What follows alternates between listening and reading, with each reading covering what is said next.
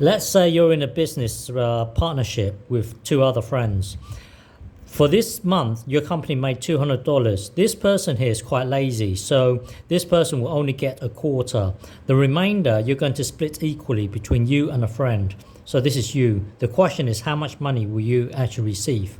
So to do this, if you give away a quarter to this lazy person, what's the remainder? So really, if you have one whole of something, and then you give away a quarter, it's really one take away a quarter. Let's turn this one into a fraction. And in order to add or take away fractions, the two denominators have to be the same.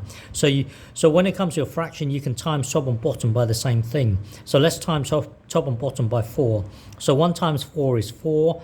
And the denominator is also 4. So it's really 4 over 4. And by the way, 4 over 4 is the number 1. And now the two denominators are the same. You can take away. 4 take away 1 would be 3. The point is that if you have one whole of something and then you give away a quarter, what's left is 3 quarters. Now, this is what's left, 3 quarters. So you want to get 3 quarters divided by 2, because you want to cut it into 2 equal parts. So just divided by 2, so that when you divide a fraction by a whole number, it gets multiplied to the bottom. So that would be 3 over 8.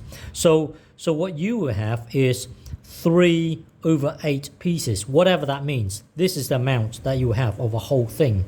Now, let's look at this. Hang on. Let's just say if you have half of something and you want to know how much money this is, you would get your whole amount, $200, times a half.